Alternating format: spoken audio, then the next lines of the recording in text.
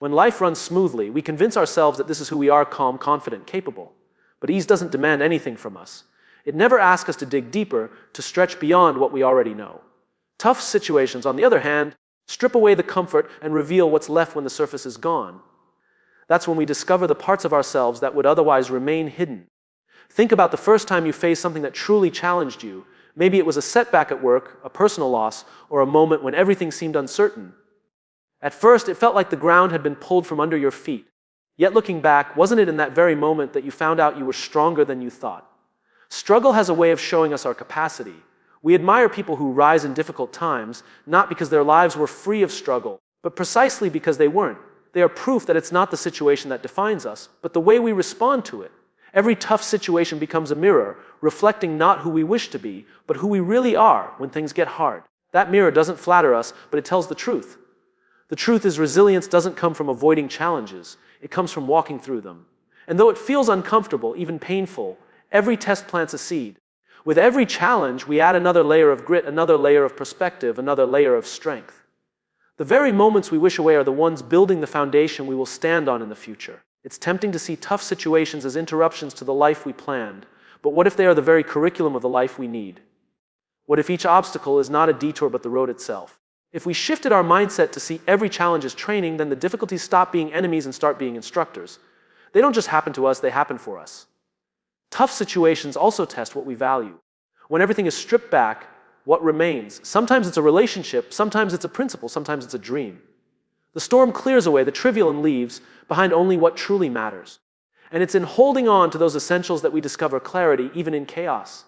And here's the paradox: the very things we resist the most are the ones that shape us the deepest. No one enjoys pain, uncertainty, or struggle in the moment. Yet when we look back, those are often the moments we're most grateful for. Because they are the moments that forced us to grow, to evolve, to step into a stronger version of ourselves that ease alone could never have created. That is why tough situations matter. They are not random punishments, they are invitations. They are the universe's way of asking us, how much do you really believe in yourself? How far are you willing to go? How strong are you willing to become? And the answer to those questions is never revealed when life is easy. It is only revealed when we are tested. Two people can stand in front of the same storm, facing the same conditions, yet their experiences will be completely different. One sees nothing but destruction and despair, the other sees a chance to rebuild stronger than before. The storm is the same, what changes everything is perspective. Perspective is the lens through which we interpret reality, and that interpretation is often more powerful than reality itself. When we face a challenge, our instinct is often to label it good, bad, unfair, overwhelming. But what if we paused before labeling? What if instead of saying, "This is happening to me," we asked, "What is this giving me?" That shift doesn't remove the pain or the difficulty, but it opens the door to possibility. A challenge can either be a wall that stops us or a doorway that invites us forward. And the choice lies in the frame we use. History is full of people who endured circumstances that would have broken most, yet their perspective allowed them to turn pain into progress. They didn't see failure as the end, but as feedback. They didn't see hardship as cruelty, but as preparation. What gave them strength was not that their challenges were lighter, but that their lens was different. Perspective became their hidden advantage. Think of a mountain climber staring up at the peak. To some, the sight of the steep slopes is overwhelming, a reminder of how far there is to go. To others, the same sight is inspiring, proof of what's possible. The mountain hasn't changed, only the meaning they've given it. And it is that meaning that fuels whether they take the first step or give up before they begin. We often underestimate how much our words shape our perspective.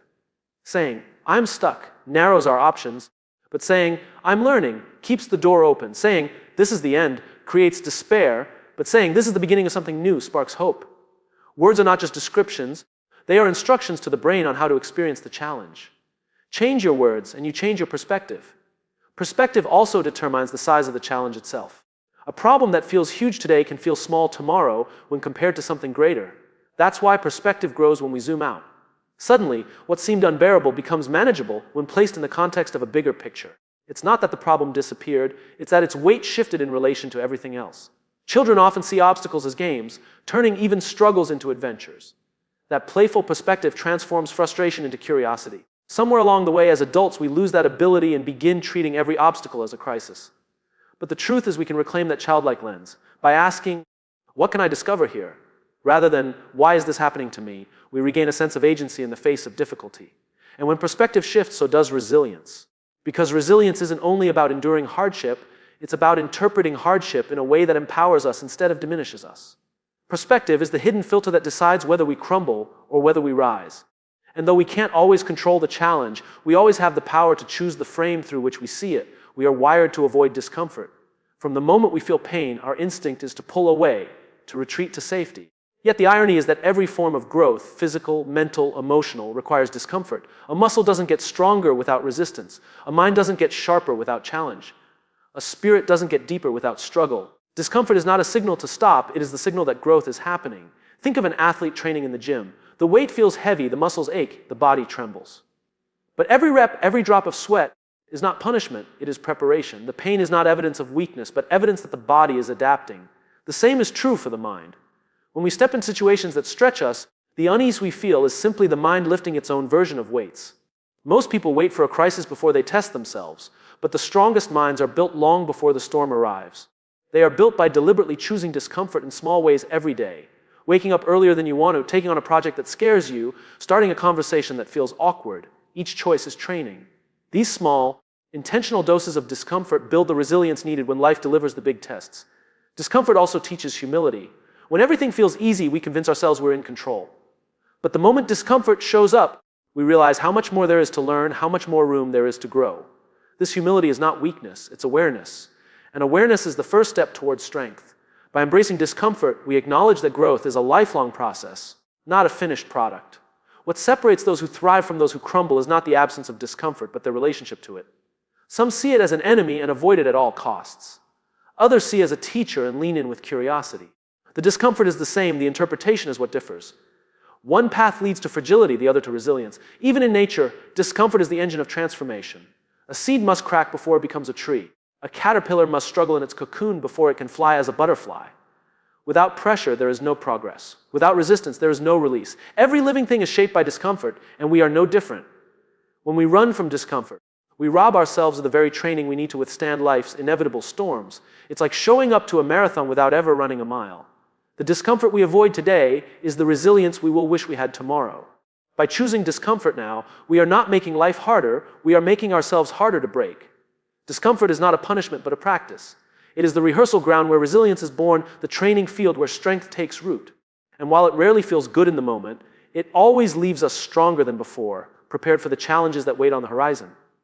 We often imagine mental strength as something dramatic, a sudden surge of courage in the middle of crisis. But true strength doesn't appear out of nowhere. Just as a bodybuilder doesn't gain power from lifting a weight once, the mind doesn't grow resilient from a single moment of bravery. Mental strength is built slowly, deliberately, through the quiet repetition of small habits that no one else sees.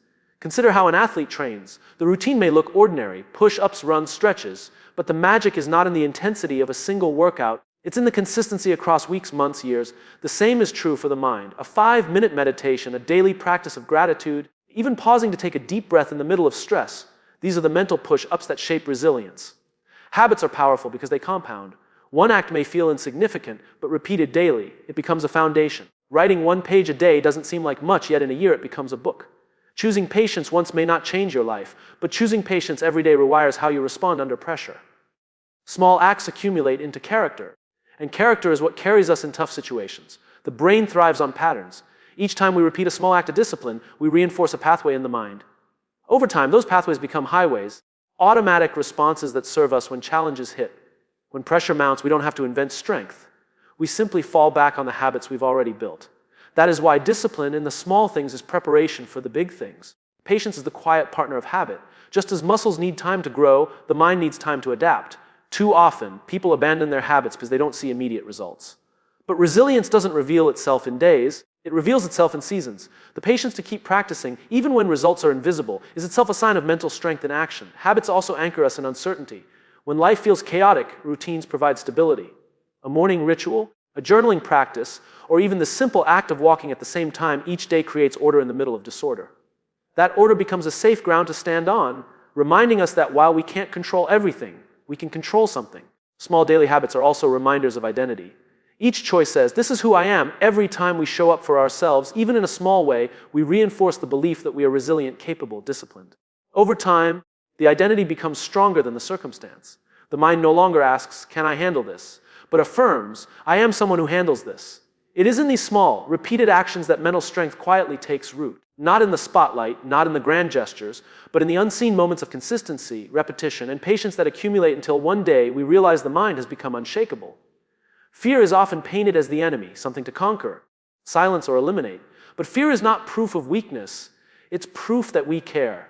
We don't feel fear about things that are meaningless. We feel it when something is important, when the stakes are real, when what's in front of us matters deeply. Fear is a signal, and like any signal, its purpose is not to stop us but to guide us. Uncertainty works the same way. We crave control, but life refuses to give it to us. The unknown feels threatening because it strips away our sense of predictability. Yet if we step back, uncertainty is also the space where possibility lives. Every breakthrough, every achievement, every transformation begins in the unknown. Without uncertainty, nothing new could ever emerge. Imagine standing on a stage, heart racing, palms sweating. The body interprets this as danger, but in reality, what's happening is that the mind recognizes significance. The fear isn't saying, don't do this. It's saying, this matters. If we reframe fear as a compass pointing toward what's meaningful, then its presence becomes less of a barrier and more of a guide. Fear and uncertainty both magnify attention. They force us to notice what we might otherwise ignore. A leader making a risky decision, a parent stepping into the unknown, an artist sharing vulnerable work, all feel the sharpness of fear. But that sharpness is focus. It highlights what is truly at stake, and in doing so, it shows us where our growth is waiting. When we try to eliminate fear, we rob ourselves of that guidance. The goal is not to be fearless, it is to be courageous in the presence of fear. Courage is not the absence of trembling, it is the decision to move forward despite it. When we shift our relationship with fear from enemy to ally, we transform it from a prison guard into a coach. Uncertainty, too, can be reframed as space for creativity. In rigid certainty, there is no room for imagination. But in the unknown, the mind is forced to stretch, to invent, to adapt. Uncertainty asks us to trade comfort for discovery. It invites us into a state where failure is possible, but so is growth. And it is in that stretch that resilience is formed. Every person who has achieved something meaningful has walked hand in hand with fear and uncertainty. They didn't wait for those feelings to disappear before moving, they moved with them. The fear never vanished, the uncertainty never dissolved. But the meaning they pursued was greater than the discomfort of those emotions. Fear and uncertainty will always walk beside us, but their presence is not a curse.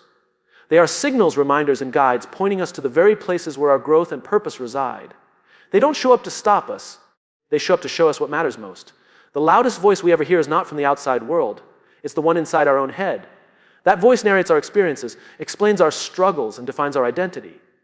When challenges arrive, it is not just the event itself that determines our endurance, but the story we tell ourselves about it. The inner dialogue becomes either our greatest ally or our most persistent enemy. Consider how two people can face the same setback. One says, I failed, so I must not be good enough. The other says, I failed, so I must have found one more way that doesn't work. The outcome is identical, but the story is different. And that difference shapes whether the person gives up or tries again. The event did not decide their resilience, their dialogue did. Words are not harmless. The brain listens closely to the language we use. When we repeat phrases like, I can't handle this, or this is impossible, we train the mind to believe them. Over time, those words become self-fulfilling prophecies. But the opposite is also true. Repeating, I can try, I can learn, or one step at a time, wires the mind toward persistence. The dialogue we feed ourselves creates the lens through which we face hardship. In high-pressure moments, inner dialogue is often the difference between panic and composure. Athletes, soldiers, leaders, they all practice self, talk as deliberately as they practice their craft. A steady phrase repeated in the storm calms the nervous system and focuses the mind. The challenge does not disappear, but the story becomes, I am prepared for this. And that story carries them forward. Our inner dialogue is also shaped by the past voices we've internalized. Sometimes without realizing it, we repeat the doubts others once spoke to us. Old criticisms echo as if they were our own thoughts. Training the inner dialogue means becoming aware of those echoes and deciding which voices are allowed to stay. We can't always silence them, but we can choose to replace them with words that strengthen rather than weaken. Inner dialogue is not about pretending everything is easy or ignoring reality. It is about choosing language that gives us the courage to continue. Saying, this is hard, acknowledges truth, but pairing it with, I can keep going, changes the meaning. It reframes hardship not as an end, but as a challenge to rise to. That single adjustment in dialogue can shift despair into determination. When practiced daily, healthy inner dialogue becomes automatic. It no longer requires effort to remind yourself, I can figure this out, because it has become the default response. Just as habits shape the body, repeated dialogue shapes the mind. In moments of crisis, the words surface on their own, providing strength without conscious thought. The story we tell ourselves is not background noise. It is the script we live by. Every challenge is filtered through that script, and endurance is built or broken depending on what the story says.